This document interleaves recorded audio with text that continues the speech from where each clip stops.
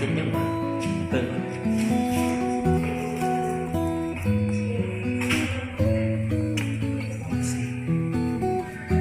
ตัดตารางสอบเช็คความเพียรสามโอ้ยน่าสิงไม่พวกมัน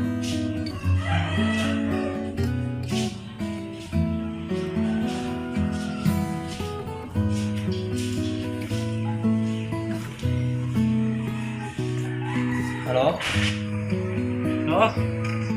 ถูกวะยัง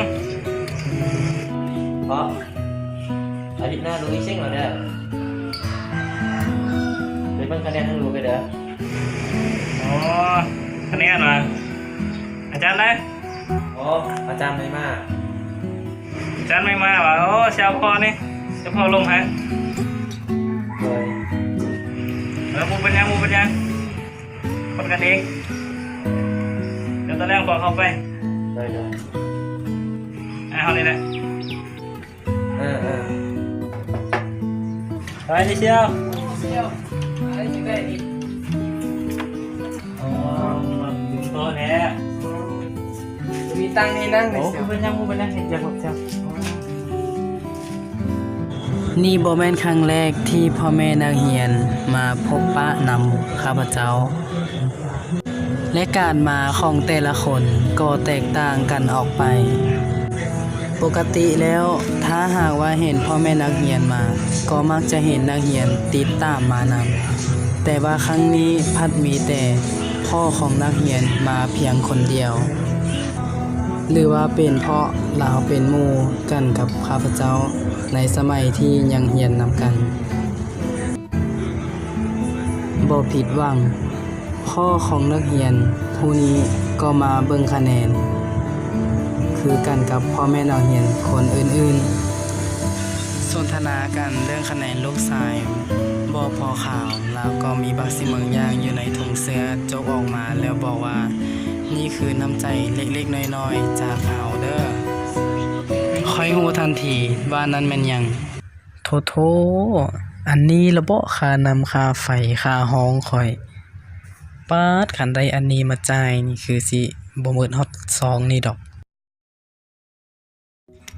จะเอาดีบ่น้ออย่าเถาะบ่เอาดอกถ้าเอาแล้วมันสิบ่แล้วจักเทื่อค่อยปฏิเสธนำใจครั้งนี้บ่เป็นหยังเสียวก็คือว่าในลูกชายกับลูกชายเฮาเนาะค่อยกล่าวขอบใจที่เรายังอุตส่าห์มีน้ำใจมาให้แต่ว่าเป็นน้ำใจที่ค่อยบ่สามารถรับได้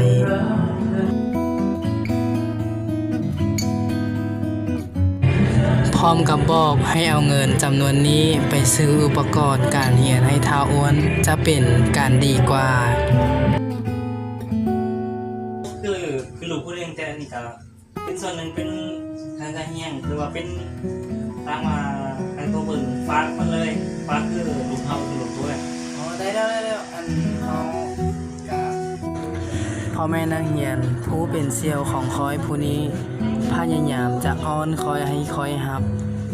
แต่คอยกับปฏิเสธเขาได้แล้วเอาเคยไปปฏิเสธแล้วก็ปฏิเสธอีกคอยเข้าใจว่าเราอยากช่วยลูกชายของเราแต่บ่แม่นวิธีนี้คอยพยายามเบาและส่งเงินคืนให้เรา